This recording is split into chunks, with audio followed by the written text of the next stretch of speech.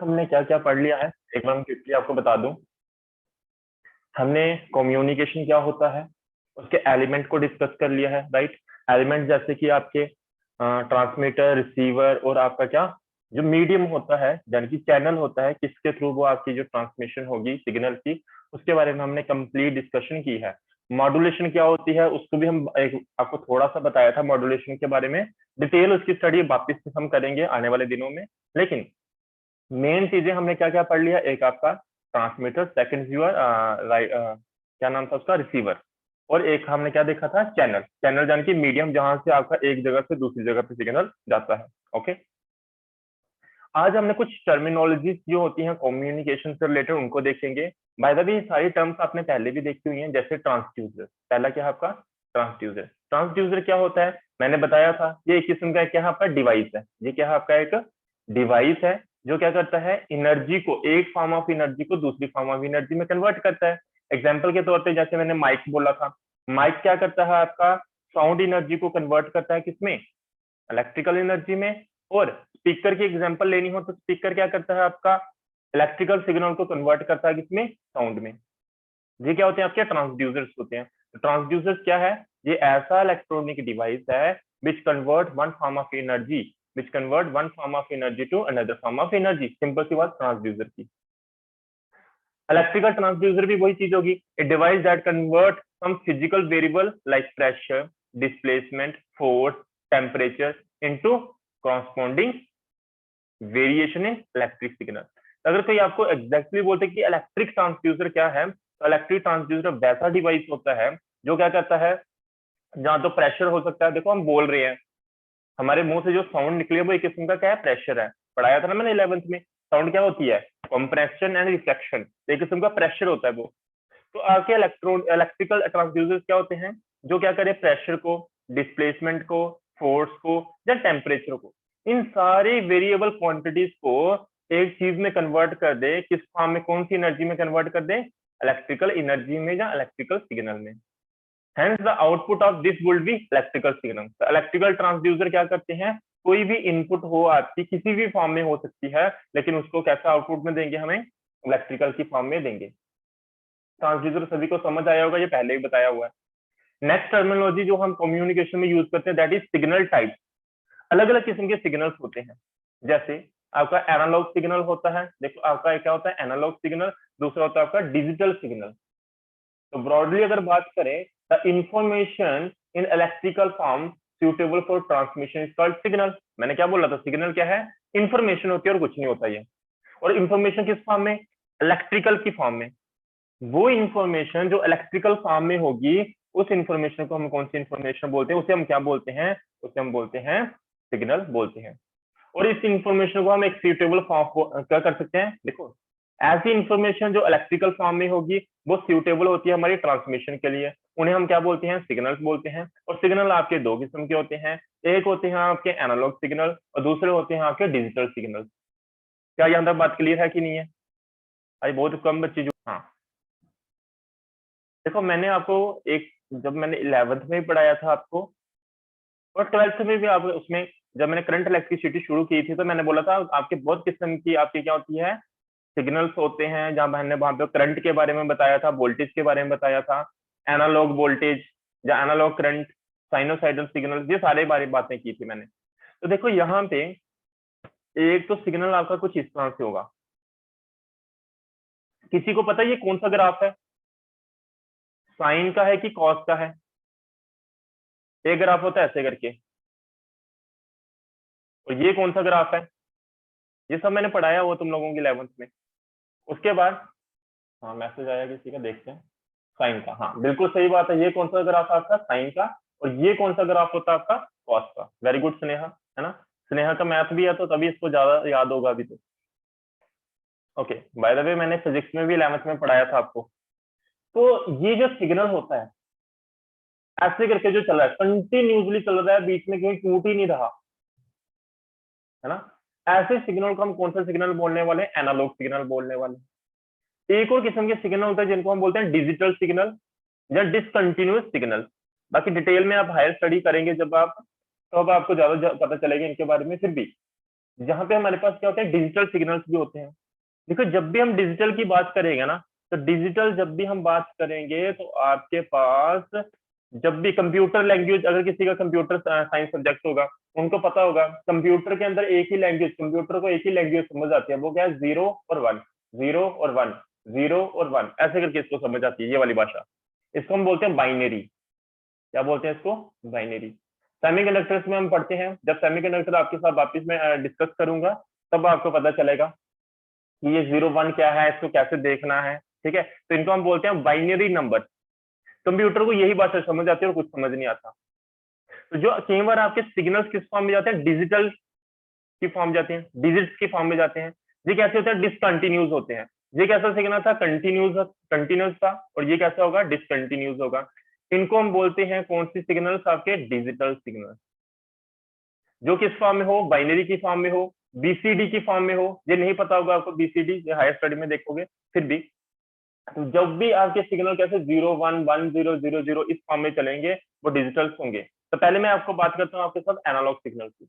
Analogue signal कौन से होते हैं, continuous variation of voltage and current and hence signal single valued function of time. क्या मतलब हुआ इसका, देखिए ये आपकी मान लीजिए, ये अभी बना रहा हूँ, ये टाइम एक्सिस है, और यहाँ पे आपका क्या होता है, एम्पलीट्यूड, कि आपका सिग्नल का एम्पलीट्यूड कितना है, यानी कि वो कितना ज्यादा तक वाइब्रेट कर सकता है। देखो ऐसे करके धीरे धीरे धीरे वोल्टेज या करंट इंक्रीज होता है, फिर डिक्रीज होता है, फिर नेगेटिव जाता है, फिर से इंक्रीज होना शुरू हो जाता है, और फिर से वो पॉजिटिव होता है, फिर ऐसे करके आपके सिग्नल चलता है और कंटिन्यूसली चलता रहता है। और जो ग्राफ किसका, साइन का, यानी कि आपका ये जो करंट है चाहे वोल्टेज है, देख जो आपका सिग्नल होता है, ये क्या होता है, एक किस्म का वोल्टेज या करंट है। ठीक है, अब ये कैसे जा रहा है, इंक्रीज हो रहा है, डिक्रीज हो रहा है, इंक्रीज हो रहा है, यानी कि ये फंक्शन है किसका, टाइम का। जैसे जैसे टाइम बढ़ रहा है वैसे वैसे पहले वोल्टेज या करंट इंक्रीज हुई, फिर डिक्रीज हुई, फिर नेगेटिव गई, फिर से इंक्रीज होना शुरू हुई। तो जैसे जैसे टाइमिंग चेंज हो रहा है वैसे वैसे आपके करंट और वोल्टेज भी क्या हो रहा है, चेंज हो रहा है, यानी कि सिग्नल भी चेंज हो रहा है। तो मैं ये कह सकता हूँ कि आपका जो सिग्नल है, it is a function of time. दो चीजों के ऊपर डिपेंड नहीं करा, एक चीज के ऊपर डिपेंड करा, जिसको हम क्या बोलते हैं, टाइम। तो it is a single valued function. Starting में मैंने इस चैप्टर को शुरू किया था तब बताया था।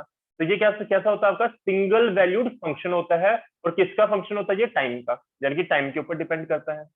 और कैसा होता है, ये कंटिन्यूस वेरिएशन होती है किसकी, वोल्टेज की एंड करंट की। ये मैंने आपको बात बताई किसकी, आपको बात बताई है मैंने एनालॉग सिग्नल की। तो एनालॉग सिग्नल क्या होते हैं, एनालॉग सिग्नल कंटिन्यूस वेरिएशन होती है किसकी, वोल्टेज की एंड करंट की, और ये सिंगल वैल्यूड फंक्शन होता है किसका, टाइम का। बेस्ट एग्जांपल बात करनी हो तो किसकी, साइन वेव। ये जो मैंने बनाई ना अभी, रेड कलर के साथ मार्क कर रहा हूँ, ये जो मैंने अभी बनाई, ये क्या आपकी साइन वेव है। ये क्या है आपकी साइन वेव। जैसे अगर आपको कोई फंक्शन लिखना होगा तो कैसे लिखोगे, y is equal to A sine omega T. इसका मतलब क्या हुआ, ये आपकी वैल्यू है किसकी, करंट की भी हो सकती है। अगर करंट होगा तो यहाँ आई आ जाएगा, और जहाँ क्या आ जाएगा, आई नॉट आ जाएगा। और ये क्या होता है, साइन। इसके हिसाब से ही ये आपका ग्राफ बनता है। मतलब क्या होता है इसका, पहले इसकी वैल्यू 0 है, जैसे जैसे टाइम इंक्रीज होगा ये वैल्यू इंक्रीज होती जाएगी। एक टाइम ऐसा आएगा आपका करंट या वोल्टेज मैक्सिमम हो जाएगी, और इस वैल्यू को हम बोलते हैं, ये जो इस वैल्यू को हम बोलते हैं एम्पलीट्यूड। क्या बोलते हैं इसको, एम्पलीट्यूड बोलते हैं। जब आपकी वैल्यू जो है वो क्या हो जाए, मैक्सिमम हो जाए, जब वैल्यू आपकी क्या हो जाए, मैक्सिमम हो जाए, यानी कि वो आपको वहां पे आपको क्या मिलेगा, एम्पलीट्यूड। एम्पलीट्यूड के बारे में बाद में थोड़ी देर बाद बताता हूँ आपको। इस तरह से ये आपका काम करता है आपका फंक्शन। जिन्होंने 11th में अच्छे से पढ़ा उनको ये सब पता होगा पहले। इस तरह से ये काम करती है। तो मैंने क्या बोला, sine wave is a fundamental analog signal. जब भी आप सिग्नल बनाओगे तो ज्यादातर हम किसका यूज करते हैं, साइन वेव का ही यूज करेंगे, मतलब कि इस वाला फार्मूले का यूज करेंगे। कैसे, y is equal to A sine omega T. Omega क्या है आपकी एंगुलर फ्रीक्वेंसी, टी क्या है आपका टाइम, ए क्या है आपका एम्पलीट्यूड, वाई क्या होती है आपकी डिस्प्लेसमेंट होती है, यानी कि कितना आपकी वैल्यू चेंज हो रही है। एग्जाम्पल साउंड और पिक्चर सिग्नल्स ये टेलीविजन में यूज होते हैं, वो सारी के सारी किसकी एग्जाम्पल आपकी एनालॉग सिग्नल्स की। देखो यहाँ पे बनाया वो है एनालॉग सिग्नल, ऐसे करके होता है, या ऐसे करके भी लिख सकते हैं। दोनों में क्या डिफरेंस है, अगर किसी को ऐसे ही पता बता दे मुझे। क्योंकि मैंने आपको बताया हुआ फ्रीक्वेंसी का कॉन्सेप्ट होता है सारा ये।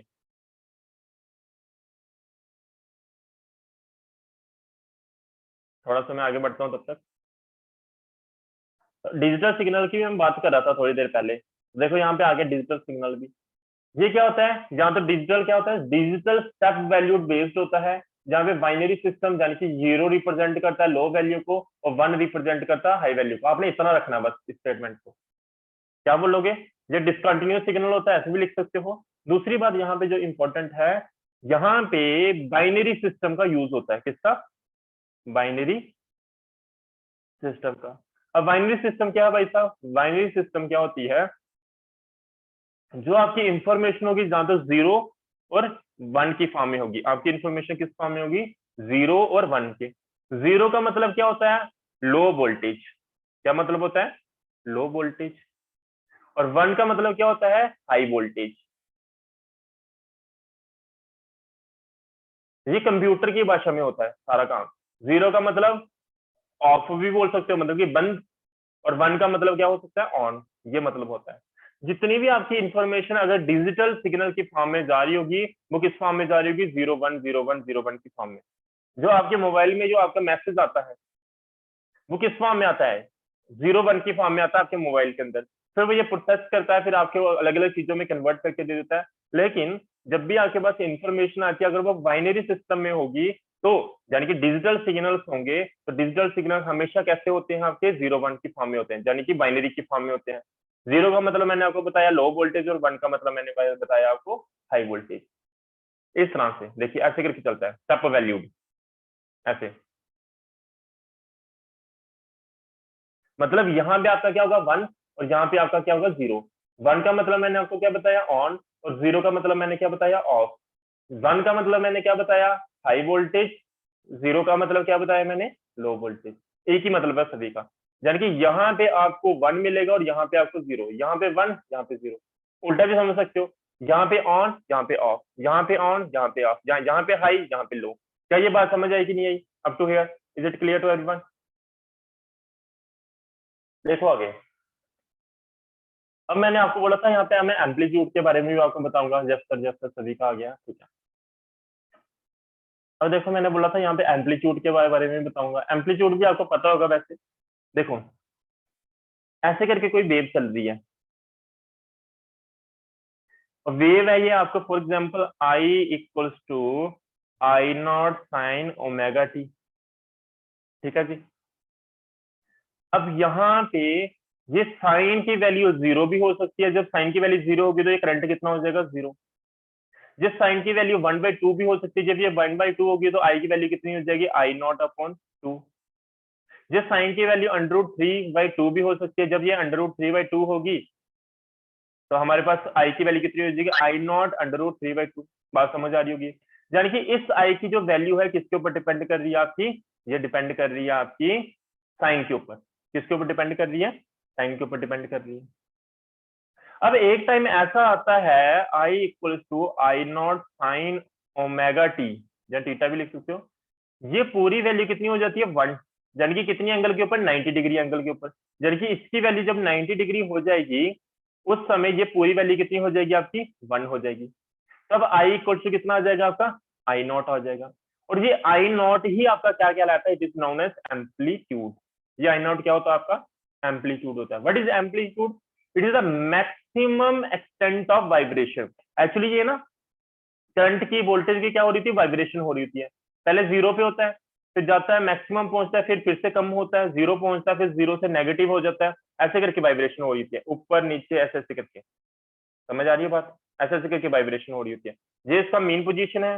पहले बॉडी ऊपर जाएगी, फिर नीचे आएगी, फिर से मेन पोजीशन से फिर नीचे चली जाएगी। ऐसे करके वाइब्रेशन हो रही होती है, ऐसे करके। अब देखो, ये बोलता है कि एम्पलीट्यूड क्या है, वो पॉइंट, वो मैक्सिमम वैल्यू जब आपकी वाइब्रेशन या ऑसिलेशन क्या करती है, मैक्सिमम पोजीशन गेन कर लेती हैं, उसे हम बोलते हैं एम्पलीट्यूड। समझना बात। तो the maximum extent of vibration और oscillation from the position of equilibrium, जहां इसको मीन पोजीशन भी बोल सकते हैं। ये आपकी क्या है, मीन पोजीशन। इसके रिस्पेक्ट में जब आपकी वाइब्रेशन या ऑसिलेशन क्या करती है, मैक्सिमम एक्सटेंट पे चली जाती है, यानी कि यहाँ पे, तो यहाँ पे आपको क्या मिलेगा, आई नॉट, मैक्सिमम वैल्यू मिलेगी। तो मैक्सिमम एक्सटेंट ऑफ वाइब्रेशन और oscillation from the mean position और ऑफ इक्विलिब्रियम, या सिंपल क्या, पोजीशन ऑफ इक्विलिब्रियम से, उसे हम क्या बोलते हैं, एम्पलीट्यूड बोलते हैं। तो यानी कि यहाँ पे एक बात करनी है, तो यहाँ पे आई नॉट आपका क्या है, एम्पलीट्यूड है, आई नॉट आपका क्या है, एम्पलीट्यूड। फ्रीक्वेंसी की भी बात कर लेता हूँ मैं यहाँ पे। देखिए, दो किस्म के सिग्नल बना रहा हूँ, एक सिग्नल ऐसा है और एक सिग्नल ऐसा है। देखना,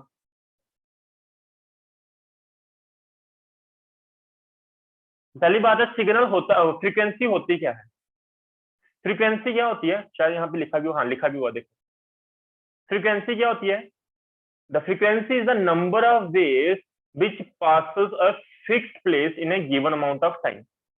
यानी कि हम इसको ऐसे भी समझा सकते हैं, एक सेकंड के अंदर अंदर एक गिवन पॉइंट से कितनी नंबर ऑफ वेव्स पास हो गई हैं, उसे हम क्या बोलते हैं, फ्रीक्वेंसी बोलते हैं।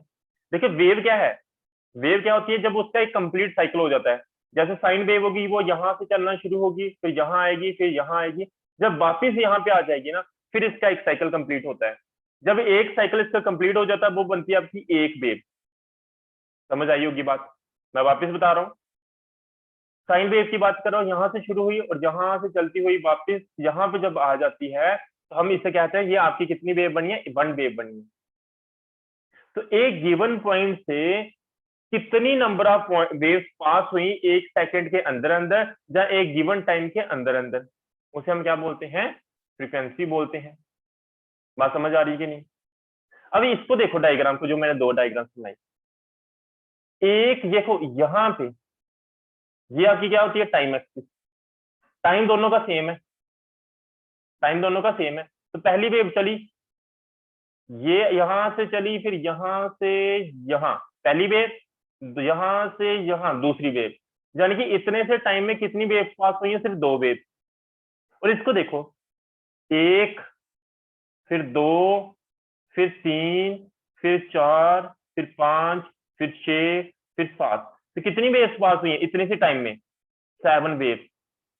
सेम टाइम के अंदर यहाँ से दो वेव पास हुई हैं और इस केस में सात वेव पास हुई हैं, यानी कि इसकी फ्रीक्वेंसी क्या है, ज्यादा है, और इसकी फ्रीक्वेंसी क्या है, कम है। क्या ये बात समझ आई कि नहीं आई। तो यहां से आप कोई ग्राफ देख के ही आप बता सकते हो फ्रीक्वेंसी कम किसकी है और ज्यादा किसकी है। अगर ग्राफ ऐसे करके बना है तो इसकी फ्रीक्वेंसी क्या होगी, कम होगी, एज कम्पेयर टू नीचे वाले ग्राफ से। क्या ये बात समझ आई कि नहीं आई। Is it clear to everyone. Zoom करके दिखाऊं वापिस, ये देखो मैंने क्या बताया, यहां से इस टाइम की बात करें, इस टाइम की बात करें, यहां से लेके यहां तक, क्या दिख रहा है तुम लोगों को, यहां से लेके यहां से लेके यहां तक एक वेव, फिर यहां से लेके यहां तक दो वेव, फिर दो वेव्स है। और इस केस की बात करनी है पहली, मुझे लगा दिख नहीं रहा होगा, येलो कलर लेते हैं, पहले यहां से लेके यहां तक,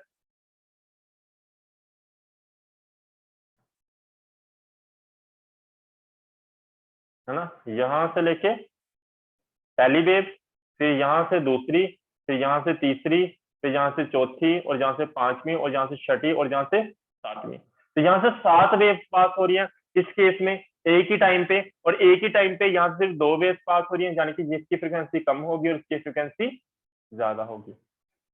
उम्मीद करता हूँ ये बात सभी को समझ आएगी। से यस और no, is it clear to everyone up to here. अब फेज क्या होता है अभी, देखिए दो किस्म की वेव्स बनी हुई है यहाँ पे, इसी को देख लो, यहीं से देख लो जो बनी हुई है। एक वेव चल रही है आपकी यहाँ से, ये वेव आई और ये ऐसे गई, और दूसरी वेव मैं बना रहा हूँ रेड कलर की, एक दूसरी वेव बना रहा हूँ मैं ब्लू कलर की, यहां से ऐसे दो वेव्स हैं यहाँ पे। अब आज को समझो, यहाँ पे देखो क्या है, फेज क्या होता है, फेज या एक हम फेज क्या बोलते हैं, एक किस्म की एंगल ही समझ लो। अब यहाँ पे हमें बात करनी है फेज डिफरेंस की, किसकी, फेज डिफरेंस की। ऑप्टिक पढ़ते हैं ना जब हम, वहां पे भी इस कॉन्सेप्ट को यूज करते हैं, फेज डिफरेंस क्या है, फेज क्या है। और जब मैंने 11th में साउंड बेस पढ़ाया था, मैंने बोला था ये बहुत जरूरी है, आपको फिर 12th में यूज करना होता है इसका। तो मैं फिर भी जिन्होंने नहीं पढ़ा उनके लिए मैं ये सब रिवाइज करवा रहा हूँ यहाँ पे। देखिए ये टर्मिनोलॉजी थोड़ी सी आपको पता होनी चाहिए, भले ही एग्जाम में नहीं पूछे फेज क्या है, लेकिन आपको पता होगा तभी आप क्वेश्चन को सॉल्व कर पाओगे। तो जैसे दो waves, the two waves depicted below has phase difference indicated by the phase shift which is the fraction of wave cycle which has elapsed relative to the origin। देखिए सिंपल सी बात है, इस स्टेटमेंट में जाना नहीं है आपने, वापस और भी हम किस जगह पे फेज के बारे में पढ़ेंगे, 11th में मैंने आपको बताया था। लेकिन इस वेव को देखो, ये ओरिजिन से शुरू है, तो साइन वेव शुरू कहां से हुई है, ओरिजिन से, और ऐसी गई है। इसका एक साइकिल कब कंप्लीट हुआ, यहां से चली, फिर यहां पे आई, और यहां पे आके खत्म हुई है। एक साइकिल इसका यहाँ पे कंप्लीट हुआ। दूसरी वेव देखो, ये यहां से शुरू हुई, ये इसका पहला साइकिल, और ये इसका ये यहाँ पे आके खत्म हुई है। तो देखो इनमें दो एक कुछ डिफरेंस दिख रहा है आपको, ये वेव इन दोनों के बीच में देखो इतना सा गैप आ रहा है एक जैसी गैप, देखो इनके बीच में ऐसे करके आ रहा है, और यही होता है आपका क्या, फेज डिफरेंस। ये क्या होता है आपका, फेज डिफरेंस। अगर दूसरी भी यहां से शुरू होती, इन दोनों के बीच में फेज डिफरेंस कितना होता, 0 होता। लेकिन ये अलग अलग टाइम पे शुरू हुई हैं, इसलिए इन दोनों के बीच में क्या है, कुछ ना कुछ क्या है, फेज डिफरेंस है। बस आपको थोड़ा सा फेज डिफरेंस के बारे में बताना था, अभी हमने इसका कोई यूज नहीं करना है, और ऐसे एग्जाम में इसके बारे में कुछ ज्यादा पूछेंगे भी नहीं। बस थोड़ा सा आपको आइडिया होना चाहिए फेज डिफरेंस क्या है। 11th में मैंने इसके डिटेल में बताया था इसके बारे में, और आपको जब ऑप्टिक वगैरह पढ़ते हो वहां पे भी इसके बारे में अच्छे से आपको समझ आ जाती है, क्योंकि इसका यहाँ भी यूज नहीं है, इसलिए आपको इतना समझ नहीं आएगा। लेकिन फ्रीक्वेंसी क्या है ये समझना जरूरी है। देखिए अगर इन दो ग्राफ को देखो, एक ब्लू वाला एक रेड वाला, खुद ही देखो, अभी मैंने आपको बताया था ये क्या होती है आपकी, ऐसे करके बनी हुई है, पास पास ही इसके टर्न आ रहे हैं, तो ये क्या होगी, हाई फ्रीक्वेंसी। इसके टर्न दूर दूर है, ये क्या होगी, लो फ्रीक्वेंसी। इस चीज को आपको पहचानना आना चाहिए, क्योंकि इसको हमने बाद में यूज करना है इस चैप्टर के अंदर, लो फ्रीक्वेंसी और हाई फ्रीक्वेंसी के ग्राफ को। ठीक है, नेक्स्ट क्या है, सिग्नल प्रोपागेशन की टर्मिनोलॉजी, कि सिग्नल आपका प्रोपोगेट कैसे करता है। ठीक है, उसके अंदर कुछ टर्म्स हम यूज करते हैं, जब वो सिग्नल आपका चल रहा होता है उसके अंदर क्या प्रॉब्लम्स आती हैं, क्या होता है क्या नहीं, उन टर्म्स हम देखेंगे। अटेन्युएशन मैंने एक दिन भी बताया था जब मैं आपको पढ़ा रहा था, फर्स्ट टर्म आ जाएगी आपकी क्या, अटेन्युएशन। अटेन्युएशन में होता क्या है, आपका सिग्नल सिंपल सा खराब हो जाता है। क्या है, the loss of strength of the signal while propagating through a medium is known as attenuation। Signal की स्ट्रेंथ क्या हो जाती है, कम हो जाती है, खराब हो जाती है, लॉस हो जाता है उसका स्ट्रेंथ का। कब, जब सिग्नल एक जगह से दूसरी जगह जा रहा होता है मीडियम से होता हुआ। जब सिग्नल एक जगह से दूसरी जगह जा रहा होता है मीडियम से होता हुआ, उस समय उसकी स्ट्रेंथ का क्या हो जाता है, लॉस हो जाता है। उसी को हम क्या बोलते हैं, अटेन्युएशन बोलते हैं, पहली बात। दूसरा आती है आपकी एम्पलीफिकेशन। एम्पलीफिकेशन भी मैंने समझाई थी, याद करो। तो एम्पलीफिकेशन क्या होती है, मैंने बोला था the process of increasing the amplitude of the signal, the strength of the signal. ऐसा प्रोसेस जिसमें हम इंक्रीज कर देते हैं स्ट्रेंथ सिग्नल की, या उसके एम्पलीट्यूड को क्या कर देते हैं, हम इंक्रीज कर देते हैं। किसका यूज करके, एम्पलीफायर का यूज करके, यानी कि एक इलेक्ट्रॉनिक सर्किट का यूज करके। उस प्रोसेस को हम क्या बोलते हैं, एम्पलीफिकेशन बोलते हैं। वापिस रिपीट करूं, एम्पलीफिकेशन क्या एक प्रोसेस है इंक्रीज करने का, किसको, amplitude of the signal by using electronic circuit is called amplification। this also increase the, अभी मैंने बोला था ये क्या इंक्रीज कर देता है, स्ट्रेंथ इंक्रीज कर, एम्पलीट्यूड इंक्रीज किया तो क्या इंक्रीज होगी, स्ट्रेंथ इंक्रीज होगी सिग्नल की। hence it compensates the attenuation of the signal। और इससे करने से जो अटेन्युएशन होती है, जो लॉस होता है स्ट्रेंथ का सिग्नल का, तो अटेन्युएशन का मतलब क्या बताया मैंने, सिग्नल की क्या हो जाएगी, अटेन्युएशन क्या होने का मतलब सिग्नल का क्या हो रहा है, सिग्नल की स्ट्रेंथ कम हो जाएगी। तो एम्पलीफिकेशन काम का, एम्पलीफिकेशन का क्या काम है, एम्पलीफिकेशन क्या कर देगा कि सिग्नल की स्ट्रेंथ को इंक्रीज कर देगा, यानी कि कंपनसेट कर देगा किसको, अटेन्युएशन को। कौन, एम्पलीफिकेशन। उम्मीद करता हूं ये बात समझ आई होगी। नेक्स्ट चलते हैं रेंज। रेंज से नाम से पता चल रहा है कि आपका एक सिग्नल एक जगह से दूसरी जगह तक कितनी दूरी तक जा सकता है, यानी कि ट्रांसमीटर से रिसीवर तक कितना डिस्टेंस ट्रेवल कर सकता है, उसको हम बोलते हैं उस सिग्नल की रेंज। क्या रेंज है उसकी, जैसे आपके ब्लूटूथ है, आपके ब्लूटूथ की कितनी रेंज है, 10 मीटर। ईयरफोन लेते हो आप ब्लूटूथ वाले, उसकी रेंज कितनी, 10 मीटर, 15 मीटर, 25 मीटर। तो रेंज क्या है, कितने डिस्टेंस तक एक जगह से, आपका मोबाइल आपके रूम में पड़ा है, हेडफोन आपका दूसरे रूम में पड़ा है, तो आप बोलोगे मेरे हेडफोन की रेंज बहुत ज्यादा है। रेंज ज्यादा होने का मतलब क्या, ट्रांसमीटर, आपका मोबाइल क्या होगा, ट्रांसमीटर होगा, आपका जो हेडफोन होगा वो क्या होगा, रिसीवर होगा। जो आप म्यूजिक सुन रहे होगे वो आपके कहाँ से, मोबाइल से, जो आपका ब्लूटूथ का ट्रांसमीटर होता है वहां से मैसेज जाएगा, यानी कि सॉन्ग जाएगा, तो कहाँ पे जाएगा, आपके हेडफोन तक जाएगा। तो कितने डिस्टेंस तक वो रिसीव कर सकता है आपका हेडफोन, उसी को हम बोलते हैं आपकी ब्लूटूथ की रेंज। तो रेंज क्या, सिंपल सी बात, it is the largest distance, कितना मैक्सिमम डिस्टेंस ट्रेवल किया जा सकता है एक सिग्नल के द्वारा। It is the largest distance between the source and the destination up to which signal is received, जहां तक आपका सिग्नल क्या हो सकता है, रिसीव हो सकता है विद सफिशिएंट सेंस।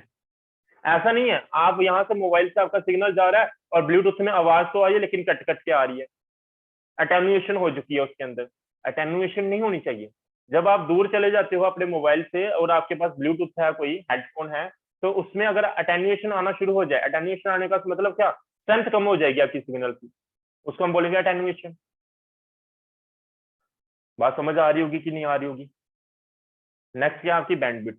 तो मैंने रेंज के बारे में वापस बताता हूँ। ये लार्जेस्ट डिस्टेंस होता है सोर्स और डेस्टिनेशन के बीच में, up to which signal is received, जहां तक आपका सिग्नल रिसीव होता है विद सफिशिएंट सेंस, उसको हम क्या बोलते हैं, रेंज बोलते हैं। बैंडविड्थ क्या होती है, देखिए फ्रीक्वेंसी रेंज होती है कि यहां से लेके यहां तक हम क्या कर सकते हैं, सिग्नल को भेज सकते हैं। जैसे 50 हर्ट्ज, एग्जाम्पल दे रहा हूँ सिर्फ ये, 50 किलो हर्ट्ज से लेके 70 किलो हर्ट्ज की रेंज, इस रेंज की जो फ्रीक्वेंसी होगी वो मेरे फोन तक आएगी और मुझे मैसेज मिल जाएगा। जैसे एग्जांपल देता हूँ आपका, जैसे स्टार प्लस हो गया, कलर्स हो गया, ये चैनल्स चलते हैं ना, इनको क्या दी होती है, बैंडविड्थ दी होती है। हर चैनल की अपनी अपनी बैंडविड्थ है। जैसे फॉर एग्जांपल स्टार प्लस की बात कर लेते हैं और किसकी बात कर लेते हैं, कलर्स, आपका जो चैनल है, इन दोनों चैनल की बात कर लेते हैं। चैनल क्यों बोल रहे हैं इनको, इनको एक्चुअली ना गवर्नमेंट ने एक बैंडविड्थ दी हुई है, आपने सिर्फ इतनी फ्रीक्वेंसी से लेके इतनी फ्रीक्वेंसी तक ही सिग्नल को भेज सकते हो, इससे आगे पीछे नहीं भेज सकते। तो इनको एक पर्टिकुलर फ्रीक्वेंसी रेंज दी होती है। जैसे एग्जांपल के तौर पे इसको दी होगी 50 से लेके 70 तक, और कलर्स को दी होगी 71 से लेके 89 तक, ऐसे रेंज दी होगी। तो जब भी आप चैनल चेंज करते हो, तो आप चैनल चेंज करने का मतलब पता क्या कर देते हो, अपने जो आपका क्या बोलते हैं, लैपटॉप बोल रहा हूँ, टेलीविजन जो होता है, जो एलईडी होगी आपकी, जो कुछ भी जो आप यूज करते हो, तो आप क्या कर देते हो, वहां पे जब स्टार प्लस लगा रहे हो तो आप स्टार प्लस लगा कैसे रहे हो, आप इस रेंज के ऊपर अपने कैपेसिटर, जो आपके एलईडी के अंदर कैपेसिटर लगा होता है, उसको सेट कर रहे होते हो किस रेंज में, 50 और 70 की रेंज में। ये आगे बताऊंगा कैसे कैसे कैसे ये आपके चैनल चलते हैं, कैसे कैसे आप इनको अरेंज करते हो बटन प्रेस करके। आजकल तो बटन वाला सिस्टम आ गया, लेकिन पहले वाले रेडियो देखोगे अगर पुराने, वहां पे ऐसे गोल गोल लगे होते थे, ऐसे घुमाते थे उसको, रोटेट करते थे, तब वो चैनल लगता था। लेकिन आजकल तो इलेक्ट्रॉनिक हो गया सब कुछ। लेकिन होता क्या है, हर एक को एक पर्टिकुलर रेंज दी होती है कि आपने इस रेंज के अंदर काम करना है, इस फ्रीक्वेंसी रेंज के अंदर वो काम करना है, इसने इस रेंज के अंदर काम करना है। कोई भी इसने अगर कुछ भेजना होगा तो इस रेंज के अंदर भेजेगा, इस फ्रीक्वेंसी के ऊपर भेजेगा, पूरी की पूरी फ्रीक्वेंसी यूज नहीं कर सकते, अदरवाइज प्रॉब्लम हो जाएगी, वो आगे पढ़ेंगे क्या प्रॉब्लम हो सकती है। लेकिन बैंडविड्थ क्या होती है, ये समझ आई होगी, एक पर्टिकुलर फ्रीक्वेंसी रेंज दी होती है एक पर्टिकुलर इक्विपमेंट को,